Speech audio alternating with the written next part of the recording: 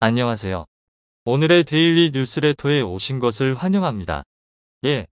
바이든의 충격적인 발언. 2. 대한민국의 에이스. 3. 미사일 경쟁, 판이 바뀐다. 한번 진실을 알아봅시다. 한국의 방산 무기가 또 한 번 역대급 대박을 터뜨렸습니다. 바로 한국의 FA-50에 전 세계가 환호하고 열광하고 있기 때문인데요. 얼마 전 우리 언론에 보도된 폴란드 수출 소식이 타진되자마자 이집트, 필리핀, 아일랜드에서 FA-50을 도입하자는 의견이 등장했습니다. 다 합치면 무려 130대의 FA-50이 수출되는데요. 심지어 사실상 FA-50의 승리가 거의 확정된 말레이시아와 폴란드 도입 물량 54대를 더할 경우 최대 200대까지 수출 물량이 늘어납니다. 더욱 긍정적인 건 각국의 상황을 살펴보면 여러 나라들이 FA-50 도입을 결정할 가능성이 굉장히 크다는 것입니다. 그만큼 현재 경공접기 시장에서 FA-50이 무수하기 때문이네요. 이 정도 소식을 전해드리면 분명 어떤 분은 군뽕이라고 비하하시는 분이 계시겠지만 이는 분명 거짓이 아니라 정말로 전 세계가 한국산 무기를 도입하기 위해 난리가 난 것입니다. 그런데 문제가 생겼습니다. 지난 8월 12일 서해 해상에서 F4 전투기 한 대가 추락하는 사고가 일어났습니다. 훈련 도중 기체 이상으로 추락했다고 하는데요. 이 소식에 우리 공군이 발칵 뒤집혔습니다. 올해 1월 심소령처럼 몇 명이 더 목숨을 잃어야 할지 말 수 없다는 것입니다. 이에 따라 우리 공군에서 구형 전투기 조기 퇴역을 위한 움직임이 커지고 있는데요. 그래서 한국 공군은 가장 먼저 FA-50 20대를 조기 생산해 급한 공백을 메울 계획입니다. 그런데 이 생산 물량을 먼저 국내에 돌리면 수출 물량을 채우기에 벅차다는 것인데요. 즉 생산 라인이 모자라다는 것이죠. 그래서 생산 라인을 늘려 추가 생산분을 확보하기 위한 논의가 시작됐습니다. 하지만 이런 생산 라인 확충이 불안하다는 주장이 있습니다. 무리하게 생산 라인을 늘렸다가 제작사인 카이가 설비 확충으로 피해를 볼지 모른다는 것인데요. 이렇게 되면 대한민국의 항공기 근간이 흔들릴 수 있다는 것입니다. 그런데 걱정할 필요가 없습니다. 바로 미국에서 FA-50을 도입할 가능성이 커지고 있기 때문이에요. 최근 미국의 T-7A 레드호크가 또 말썽을 일으켰습니다. 공장 파업, 사업 지원으로 제조단까지 상승하자 보도만 참아왔던 미 공군 관계자들이 상당히 격노하고 있습니다. 원래도 사기 싫었는데 이제는 정말 짜증이 난다는 반응인데요. 이에 따라 미 공군이 전술훈련기 사업에서 T-7을 의도적으로 배제하고 다른 훈련기를 선택할 것이라는 분석이 지배적입니다.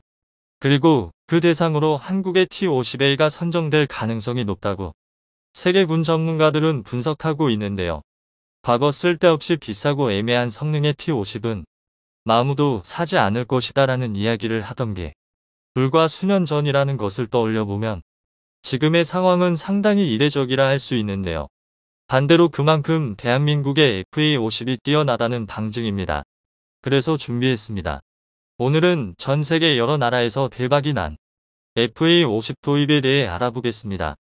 2018년 9월 카이에 충격적인 비보가 날마들었습니다.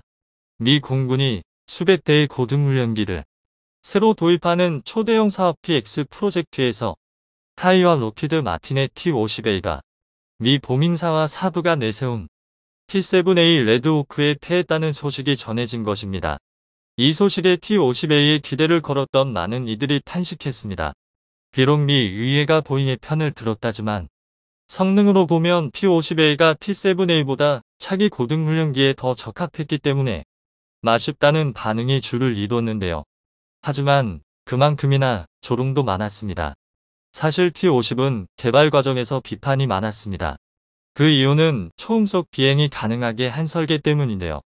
훈련기를 만들라고 했더니 한국이 로키드 마틴에 속아 이도 저도 아닌 고가의 항공기를 만들었다는 비판이 마주 많았습니다. 사실 한국은 로키드 마틴과 TX 사업을 추진할 때 세계 최고의 훈련기를 만들겠다는 야심찬 계획이 있었습니다. 그러나 가성비를 앞세운 T-7에 패하면서 T-50 공훈운자들조차 할 말을 잃었습니다. 그리고 여기에 훈련기 시장에서는 M346과 L-15, T50의 경공접기 버전인 FA50이 담당하는 경공접기 시장에서는 JF17, 그리펜엔지, 테자스 등 쟁쟁한 경쟁자가 등장했습니다. 그래서 전문가들조차 이제 T50은 더 이상 수출되지 않을 것이다 라는 비관적인 논평을 내놓는 이들이 나올 정도였는데요. 그런데 반전이 일어났습니다. T50의 경쟁자라고 지목됐던 항공기들이 하나둘 결함을 드러낸 것입니다. 일일이 설명하기에는 너무 기니 간단히 정리해 드리자면 중국산 전투기는 중국산답게 뻥 스펙이 드러났고 인도 테자스는 결함투성이로 날아다니는 관짝이었습니다. 그리고 M346은 생각보다 성능이 부족했고 그리펜은 너무 비쌌습니다. 그러니까 F-16V나 F-35 같은 고성능 전투기를 타기 전에 거쳐가는 훈련기이자 초기 전투 임무에서 마음 편히 쓸 수 있는 경공격기라는 위치를 가진 T-50, FA-50을 이길 항공기가 한 대도 없다는 사실이 밝혀진 것입니다. 그 결과 2022년 현재 전 세계 여러 나라들이 FA-50을 사겠다며 앞다퉈 돈다발을 내밀고 있습니다. 폴란드가 48대 도입을 선언하자마자 이집트에서도 FA-50 100대를 도입한다는 기사가 나온 게 컸는데요. 현재 이집트에서는 구형 미라지 전투기와 구식 훈련기를 대체할 항공기로 FA-50에 큰 관심을 갖고 있습니다. 한국이 이라크에 판매한 T-50IQ가 무수한 가동률을 보인 데다 필리핀에서는 FA-50PH가 실전에서 성과를 거뒀고 K9 도입을 추진하면서 한국이 믿을 만한 거래 상대라는 확신을 얻었기 때문인데요.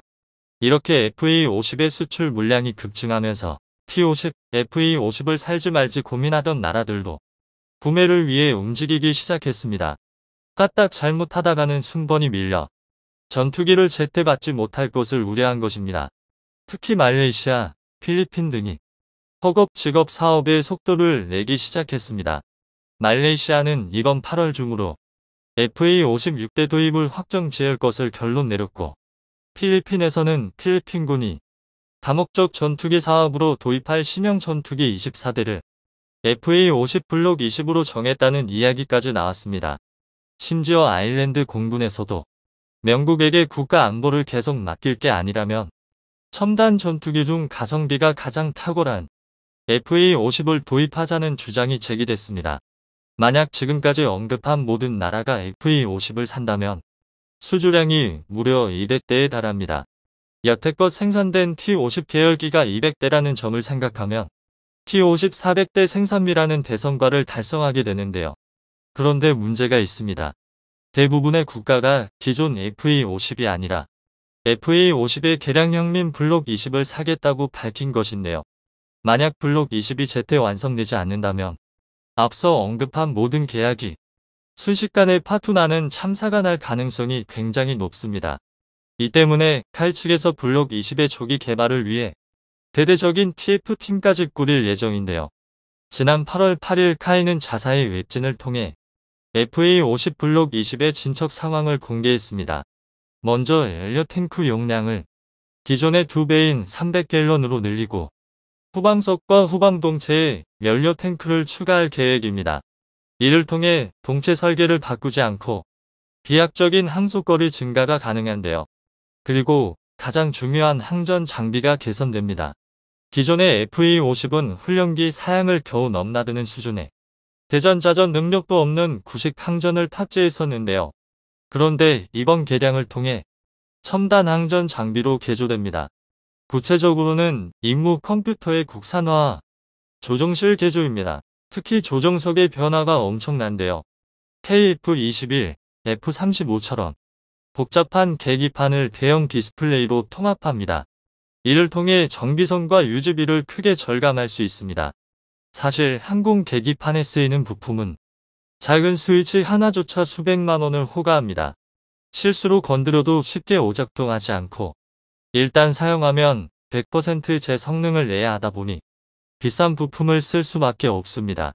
그런데 이런 부품을 디스플레이로 대체하면 비싼 부품을 쓰지 않아도 신뢰성을 확보할 수 있습니다. 또 다양한 장치를 설치할 필요가 없어서 공간 활용도가 아주 좋아집니다. 카이는 여기에 조종성 향상을 위해 신형 HMD를 추가할 계획인데요. HMD는 F-35S에는 디스플레이로 현존 최상급의 기술이라 할 수 있습니다. 이 정도면 경공격기 중에서는 최상의 조종성을 확보하게 됩니다. 그런데 장점은 이게 끝이 아닙니다.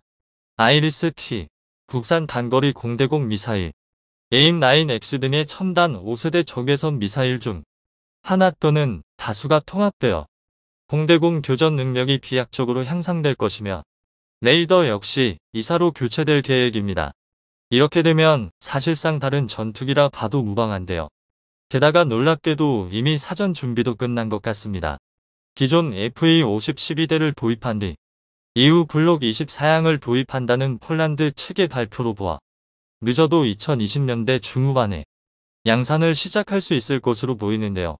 그러므로 블록 20의 개발이 지연되어 수출이 막힐 걱정은 할 필요가 없습니다. 그런데 뜻하지 않게 엉뚱한 곳에서 문제가 터졌습니다. 바로 최근 발생한 F4 추락 사고입니다. 지난 12일 수원 비행장에서 이륙한 F4 팬텀 1대가 서해로 추락하는 사고가 일어났습니다. 이 소식에 많은 국민들이 크게 걱정했습니다. 지난 1월 F5 추락으로 심소령이 순직한 지 불과 반년 만에 유사한 사고가 일어났기 때문입니다. 다행히 조종사들은 무사히 탈출에 성공했는데요. 하지만 공군 지휘부는 웃지 못하고 있습니다. 이번 사건만 봐도 F4와 F5의 조기 퇴역을 더 서둘러야 하는 것은 분명한데 대체할 전투기가 마련되지 않았기 때문입니다. 얼마 전까지 공군은 2025년 이전까지 F4와 F5를 조기 퇴역시키고 그 공대글 FA-50 20대 신속 도입, 이후 F-35 20대 추가 도입, 그리고 KF-21 20대 조기 도입으로 메우려 했습니다. 우선 FA-50 20대로 급한 불을 끄고 이어서 F-35로 여유를 마련한 뒤 KF-21로 구멍을 완전히 메꾸겠다는 것이죠. 그런데 이번 사태로 이 계획이 틀어졌습니다. 2025년이 아니라 당장 F4와 F5의 조기 퇴역을 진행해야 할 상황이 되면서 한시라도 빨리 전투기가 필요해진 것입니다. 그런데 FA-50을 생산할 생산 라인이 없습니다. 현재 카이의 T-50 계열기 생산 라인은 단 둘뿐입니다. 여기에서는 2대 생산이 한계입니다. 이 정도로는 이번에 터진 국내 물량을 메꾸기도 버거운데요. 그래서 이참에 생산 라인을 크게 늘리자는 이야기가 나오고 있습니다. 생산 라인을 1에서 2개 추가해 구형 전투기의 조기 퇴역분을 빠르게 메꾸고 수출도 빨리 진행하자는 것입니다. 이는 꽤 그럴듯한 주장인데요. 하지만 반대가 만만치 않습니다. 공군은 이번에 긴급 도입분을 제외하면 앞으로 KF-21 보라매의 도입에 집중할 것이고 현재 진행 중인 수출 중 상당수는 아직 논의 중인데 만약 수출이 실패하면 늘린 생산 라인은 짐덩어리라는 것입니다. 그런데 반전이 일어났습니다. 지난 2018년 T-50A를 꺾고 TX 프로그램의 도입 대상으로 선정된 T-7A가 또 문제를 일으키면서 미 공군과 미 해군이 한국의 T-50을 찾고 있기 때문입니다. 원래 보잉은 미 공군의 T-7A를 올해 안에 개발하고 2024년부터 양산기를 제공하기로 약속했습니다. 하지만 현재로서는 2024년까지 개발을 마무리 짓는 것은 사실상 불가능해 보입니다. 다른 여러 가지 이유도 많지만 가장 결정적으로 현재 보잉사가 대대적인 파업에 들어갔기 때문인데요. 이로 인해 T7 가격이 기하급수적으로 올라가고 있습니다. 8월 현재까지 올해 추가된 비용만 3억 6,700만 달러, 우리 돈 약 4,800억 원에 달합니다. 아직 한 해가 가려면 4개월이 더 남았다는 걸 고려하면 올 한 해만 6천부터 7천억 원 정도의 추가 비용이 발생하는 것인데요. 이 때문에 일각에서는 이대로라면 T-50A의 반값이라던 T7 가격이 T-50을 넘을 수 있다는 비관론까지 등장했습니다. 그리고 이 사실에 미 공군은 격분 중입니다. 안 그래도 보잉이 최근 내놓은 F-15EX, MQ-25, KC-46 등이 유지비 폭등으로 미 공군을 괴롭히고 있는데 보잉이 호언장담하던 T7까지 문제를 일으켰기 때문입니다. 그래서 현재 미 공군에서는 전술훈련기 도입 사업 S를 확대하자는 이야기가 나오고 있습니다. S 사업은 우리 군의 타-50에 해당하는 전술인문기를 100대 이상 신규 도입하는 사업인데요. 이에 사업의 규모를 늘리고 보잉이 따낸 TX 사업의 규모를 대폭 축소해 T7의 도입을 우회적으로 취소하고 우수하고 검증된 훈련기인 한국의 T50을 구매하겠다는 것입니다. 물론 변수가 없는 것은 아닙니다. 보잉이 지금의 위기를 어떻게 해결하느냐에 따라 미 공군의 최종 결정이 바뀔 수 있겠지만 지금처럼 T7 사업이 계속 흔들린다면 미 공군이 한국의 훈련기 100대를 충분히 구매할 수 있는 사상 초유의 사건이 일어날 수 있습니다. 그리고 지금까지 말씀드린 모든 사업이 성공할 경우 T50의 총생산량은 600대에 달합니다. 여기에 미 해군의 고등훈련기 사업이 더해진다면 그 규모가 무려 800대 이상으로 늘어납니다. 이렇게 되면 T50 1000대 판매 및 수출이라는 엄청난 대기록을 대한민국이 세우게 되는 것인데요. 앞으로 항공기 강국미라는 이름으로 대한민국이 세계 역사에 한국을 향해 도발을 일삼던 북한 최근 한국-북한 경계선에 군사를 보내는 것은 물론 대규모 포격까지 감행하며 한국을 제대로 분노하게 만들었는데요. 이에 한국에서는 전술핵 재배치 카드를 꺼내며 북한을 압박했습니다. 놀랍게도 북한은 위협을 무시하고 한국을 계속 무시했죠.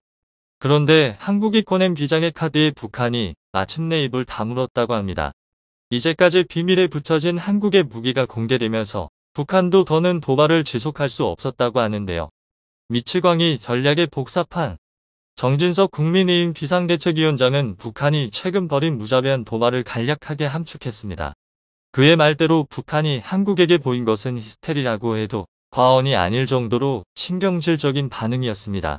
한국과 합의한 9.19 군사합의를 무시하면서 대규모 포격을 감행한 것인데요.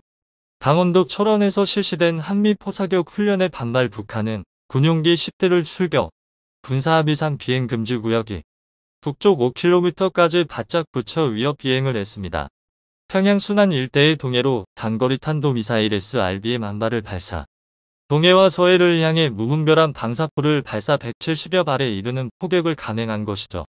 한국 역시 즉각 반응하며 북한의 행위를 규탄 9.19 합의를 준수하라고 북한에게 경고 메시지를 보냈으나 북한은 390여 발의 포병 사격을 재차 감행, 동해 상으로 90여 발, 서해 해주만 일대로 90여 발, 서해 장성곶 서방 일대에서 210여 발을 쏘며 전방위 사격을 통해 한국을 위협했습니다. 9.19 군사합의는 지난 정권 때 김정은 정부와 맺은 합의로 군사분계선 일대에서 상대방을 겨냥한 위협적인 군사훈련 중단, 우발 충돌 방지를 위한 완충지대 설정을 골자로 하는 합의를 체결했습니다. 그러나 북한은 한국과 맺은 협정을 지킬 생각조차 하지 않고 바로 돌변하는 모습을 보인 것이죠. 애초부터 지킬 생각이 없었던 북한은 오히려 한국이 북한을 먼저 도발했다는 주장을 펼치며 황당한 논리를 내세웠죠. 물리적인 타격만이 아니라 사이버상에서도 북한은 타격을 이어갔습니다. 알고 보면 사이버 타격이 더 먼저 진행된 것으로 밝혀졌는데요. 한국 보안업체 이스트시큐리티가 이 사실을 고발한 것입니다. 이스트시큐리티는 사이버 위협 징후가 곳곳에서 포착되었다는 사실을 밝히며 북한 정찰총국이 이 모든 일의 배후에 있다고 주장했죠. 수년 전부터 진행된 일이며 북한은 한국 타격을 위해 스파이웨어를 이용 깊숙한 곳까지 감시망을 펼치며 비밀리에 잠복했던 것입니다. 이스트시큐리티는 특히 방산업체를 대상으로 다양한 해킹 시도가 이뤄진 것이 발견되었다고 보고하며 이를 막기 위해서 방산업체들의 보안 중요성을 강조, 추가 피해를 막아야 할 것을 주문했죠. 주요 국방안보 전공 교수들도 침투 대상인 것으로 드러났습니다. 북한 해킹팀은 개인용 무료 전자우편 주소를 수집해 악성 파일을 교수에게 전달, 만일 무방비하게 그 파일을 교수가 열면 개인정보를 탈취하는 수법을 사용했다고 하는데요. 돈을 목적으로 벌인 일들이 대부분이었으나 최근 들어 중요 인물에게 접근, 한국이 가진 데이터를 빼내려는 움직임이 더 활발하다는 사실을 이스트시큐리티는 파악한 것이죠. 이런 해킹 시도를 막고 보안을 강화하기 위한 좋은 방법은 VPN을 적극적으로 사용하는 일입니다. 오늘 뉴스펙트럼 구독자분들을 위해 저희 채널에서 특별한 VPN 서비스를 소개하고자 합니다. 바로 서프샤크 VPN이 그 주인공이죠. 가상 사설망 VPN을 설정해 이 망으로 데이터를 주고받으면 암호화된 정보를 함부로 탈취하는 것이 불가능한데요.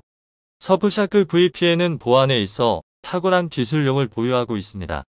특히 카페 와이파이처럼 무료 공용 와이파이를 이용할 경우가 많은 한국인들은 언제나 해킹 위협에 노출되어 있다고 해도 과언이 아닌 상황. 서프샤크 VPN은 이런 위험 상황을 사전에 예방할 수 있습니다. 그 밖에도 서프샤크 VPN을 사용하면 국가에서 차단된 웹사이트를 안전하게 이용할 수 있고 넷플릭스나 디즈니 플러스처럼 특정 국가에선 볼 수 없는 콘텐츠 서프샤크 VPN을 이용한다면 쉽게 볼 수 있죠. 이렇게 다양한 서비스를 제공하는 서프샤크 VPN에서 지속되는 북한의 사이버 및 물리적인 도발은 한국의 인내심을 폭발하게 만들었죠. 한국은 이제까지와 다르게 북한을 제압할 효과적인 수단이 필요했습니다. 그리고 그 수단으로 전술핵이 최근 화제에 오른 것인데요. 핵을 믿고 한국에게 국제 도발을 감행하는 북한에 맞서 한국도 전술핵을 보유하는 것으로 맞대응하자는 것이죠. 핵을 들먹이는 북한에 맞서 한국도 핵을 쏠 수 있다는 것을 보여주자는 의견이 힘을 얻은 것이죠. 한국 정부는 최근 성명과 언론 보도를 통해 전술핵 도입의 필요성을 강조하며 주변국의 강력한 무장에 맞서 한국도 무장할 필요성이 있다고 주장했습니다. 주변국이라 지칭한 국가는 단연 북한이었죠. 방산 무기 수출에 있어 혁혁한 성과를 내며 미사일 기술에 있어서도 눈부신 발전을 했기에 한국 입장에서는 돈과 기술을 모두 보유하고 있고 개발에 나선다면 핵을 만드는 것은 어려운 일이 아닌 상황. 일찍이 핵을 보유하고자 했던 역사가 있었기에 한국에게 있어 핵이란 꿈이라 할 수 있습니다. 하지만 이 꿈은 번번이 좌절되어야 했는데요. 바로 미국의 강력한 견제와 간섭 때문입니다. 박정희 정부 시절 단독 핵개발을 꿈꾸며 몰래 핵개발 연구를 했던 한국은 미국에 의해 핵을 포기하게 되었습니다. 이후 미국의 핵우산에 포함되어 핵개발 포기를 선언했죠. 핵이라면 그 어떤 수단을 써서라도 다른 국가가 보유하지 못하게 막은 미국은 이 문제에 있어 단호했습니다. 그래서 핵에 대해 비핵화 이야기만 꺼낼 뿐 한국에 대해 핵을 주겠다는 이야기는 표면으로 드러나지 않았습니다. 그런데 최근 이러한 기조가 변화했다는 것이 알려졌는데요. 북한이 미사일 도발을 한창 하던 9월 중 한미 간 긴급회의가 열렸고 여기서 전술핵 재배치에 대한 이야기가 등장한 것입니다. 미국이 보유한 전술핵을 일정 기간 제한적으로 한반도 주변에 배치, 확장 억제력을 강화하자는 제안이었죠. 특정 위치와 무기 수량까지 논의되었을 정도로 이 논의는 급물살을 타기 시작했습니다. 미국의 반응 역시 그 전의 반대 기조와는 달랐습니다. 그리고 최근 게리 세이모어 전 백악관 대량 살상무기 조정관은 구체적인 플랜의 일부를 언론에 공개했는데요. B-61 전술핵 폭탄이 한국에 배치될 가능성을 주장했습니다. 핵무기 투하용으로 개발된 B-61 전술핵 폭탄은 F-16, F-35 등 전투기에 탑재해 특정 위치까지 이동. 전술핵 폭탄을 떨어뜨리는 방식의 무기인데요. 무기까지 특정할 정도로 세부 내용이 합의된 것을 시사합니다. 결정적으로 존 커비 국가안보회의 전략소통조정관은 한국 전술핵 재배치와 관련 한국의 바람은 한국이 이야기하길 바란다며 완전 거부 의사를 표현했던 과거와는 다른 모습을 보였습니다. 기존과는 다르게 핵과 관련 협상 테이블을 열 수 있다는 자세였습니다. 북한은 이러한 움직임에 코웃음을 치며 도발을 멈출 생각이 없었죠. 오히려 미국과 한국을 동시에 비난하기에 바빴는데요. 그러나 이러한 비웃음도 잠시 북한 쪽으로 충격적인 소식이 전해집니다. 그동안 숨겨왔던 현무-5의 시험 발사 영상을 공개, 한국이 군사보안을 위해 감춘 현무-5를 세상에 공개하며 북한을 본격적으로 압박한 것입니다. 현무-5 고위력 탄도미사일은 벙커버스터라는 칭호를 들으며 최대 8톤의 탄두를 장착한 재래식 미사일 최강 파괴력을 자랑합니다. 지하 100m보다 더 깊은 갱도의 표적을 파괴할 수 있어 설사 북한군이 어디에 숨어있든 요격할 수 있다는 평가를 들었죠. 그러나 현무-5는 개발이 진행되고 있다는 것만 알려졌을 뿐 어디까지 개발되었는지 그리고 파괴력 수준에서 실제로 알려진 수준을 자랑하는지에 대해 비밀에 붙여졌습니다. 혹자는 허세라는 평가를 하며 현무-5에 대해 저평가를 남기기도 했죠. 군사 전문가들 사이에서도 현무-5가 모습을 드러내는 것은 5년 뒤라고 얘기할 정도로 실현하기 어려울 것이라 전망했습니다.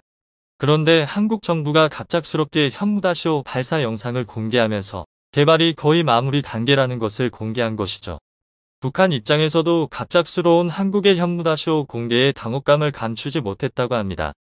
그리고 더 무서운 가능성에 북한은 전율했다고 하는데요. 바로 핵탄두를 탑재한 현무-5가 북한을 강타할 수도 있다는 사실이었습니다. 알려진 것과 다르게 P-61 핵폭탄이 아니라 현무-5의 핵탄두들 실어 북한을 공격할 수도 있다는 가능성에 사로잡힌 것이죠. 미국의 태도 변화와 전술핵과 관련한 한국 정부의 강경한 태도 역시 이들 뒷받침하는 상황. 핵만 믿던 북한 입장에서는 상상도 하기 싫은 시나리오에 직면한 것이죠. 또 한 번 포격을 가하려던 북한은 현무-5를 공개한 한국의 놀라 포격을 잠시 중지했다고 합니다. 안하무인의 모습을 보인 북한의 콧대를 단번에 꺾으며 한국의 강력함을 보여주었는데요. 과연 한국은 이번엔 비로소 미국의 도움을 받아 핵무기를 손에 넣을 수 있을까요? 한국이 핵무기를 보유해 더 이상 북한은 물론이고 중국과 일본의 견제에서도 벗어날 수 있길 기원해 보겠습니다. 시진핑의 사면임이 결정된 이후 중국의 해상 굴기가 박차를 가하고 있습니다. 공산당대회에서 1인 독재를 천명한 시진핑은 대만에 대한 무력 동의를 절대 포기하지 않겠다고 밝혔습니다. 그리고 최근 대만 인근에 수시 도발용 함정 4척을 고정 배치하여 대만 인근 해협을 봉쇄하고 대만을 집어삼키겠다는 야욕을 드러내고 있습니다. 그런데 중국 해군의 이러한 움직임에 대해 미 해군 사령관이 전혀 걱정하지 않고 있다고 밝혀 의문을 자아내고 있는데요. 미 사령관이 믿고 있는 구석이 다름 아닌 대한민국인 것으로 밝혀져 화제가 되고 있습니다. 미국이 믿고 있는 대한민국의 저력이 무엇인지 얼마 전 홍콩 매체에서 중국 해군의 세 번째 075형 강습 상륙함 LHD에 추격할 예정이라고 보도했습니다. 선박 번호 33이라고 적힌 함선이 상하이 후둥 중화조선소에 정박해 있는 사진이 확인되었는데요. 베이징의 해군 전문가 리제는 선박 번호가 붙었다는 것은 언제든 해군에 합류할 준비가 돼 있다는 뜻이라며 공식 발표만 기다리고 있다는 의미라고 설명했습니다. 헬리콥터 항공모함으로 불리는 강습 상륙함 LHD는 사실상 소형 항공모함으로 평가받으며 공격용 헬기 30여 대와 수륙 항류용 탱크, 장갑차 등을 탑재하여 대만 상륙에 있어 최대 전력으로 평가받고 있습니다. 또한 중국군의 무인기용 항모 역할을 수행할 수 있는데요. 최근 중국이 대만으로 무인기를 지속적으로 날려보낸 것은 강습 상륙함용 무인기 운용을 위한 데이터를 확보하기 위한 것으로 보이고 있습니다. 대만 군사 전문가 루리시는 중국은 대만의 반응을 시험하고자 WZ-7, CH-4 등 정찰과 공격용 무인기를 대만 해협 너머로 보냈다며 이는 대만 레이더 체계가 중국군 무인기를 탐지하는데 얼마나 걸리는지를 알아보기 위한 것이라고 말했습니다. 대만을 집어삼키기 위해 중국 해군의 전력이 무서운 속도로 증강되고 있습니다. 중국이 군사훈련을 구실로 대만 해역을 폐쇄해 물류를 차단하는 그레이존 작전을 실제로 수행할 수 있다는 우려가 커지고 있는데요. 그런데 이러한 우려에 미국 태평양함대 사령관 세뮤얼 파파로 해군 대장은 중국군이 대만을 봉쇄해도 충분히 돌파할 수 있다고 답변했습니다.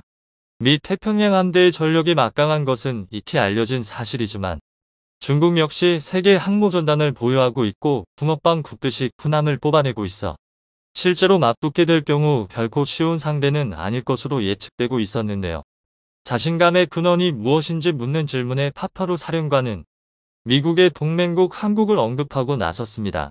파파로 사령관은 한국을 비롯한 동맹국의 전력이 나선다면 얼마든지 중국의 대만 해협 봉쇄를 깨버릴 능력이 있다고 말했습니다.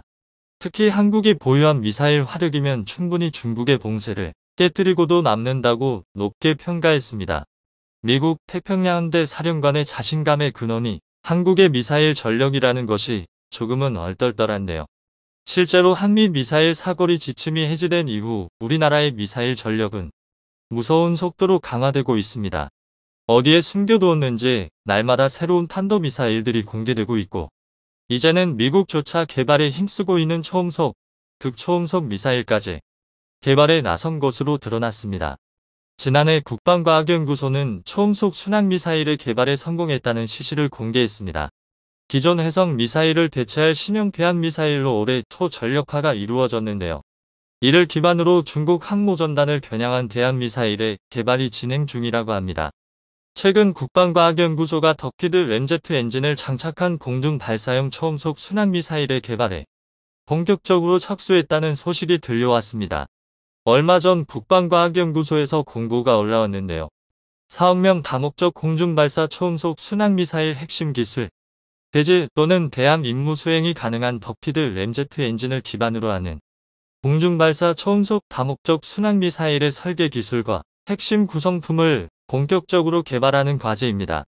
공대지, 공대함 두 가지 모두 가능하며 시제품은 FA-50 항공기와 국내 최초로 체계 동합되어 공중발사 시험을 통해 검증받을 예정이라고 합니다. 개발 기한은 2022년에서 25년으로 비행시험은 2025년부터 진행될 계획입니다. 덕피드 램제트 엔진은 고체 연료 램제트의 일종으로 연료 공급 계통 단순화를 통해 구조가 간단하고 고기동 극가속 환경에서도 안정적인 출력 유지가 가능하다는 장점이 있습니다. 또한 단시간에 연소되는 고체 로켓과 달리 제어 밸브를 통해 연료 공급량을 조절함으로써 추력 조절이 가능하기 때문에 비행 최적화를 통한 사거리 연장과 높은 종말 비행 속도 유지가 가능합니다. KF-21에 탑재된 중거리 공대공 미사일 미티어에 이 덕피드 램제트 엔진이 탑재되어 있는데요. 최대 성능 마하 4의 기존 공대공 미사일과 달리 종말 비행 단계에서도 상당한 추진 에너지를 가지고 회피 불능 구역도 기존 미사일의 3배에 달해 미국의 암람을 뛰어넘는 현존 최강의 공대공 미사일로 인정받고 있습니다. 국방과학연구소에서 연구 중인 덕피드 램제트 미사일은 대함 능력에 초점을 맞추고 개발이 진행 중인 것으로 알려졌는데요. 한국형 초음속 공대함 미사일이 완성되면 KF-21에 탑재되어 중국 항모를 겨냥한 항모 킬러가 되어줄 것으로 기대받고 있습니다. 초음속 미사일을 뛰어넘는 속력을 가진 극초음속 공대지 미사일의 개발도 추진 중이라고 합니다.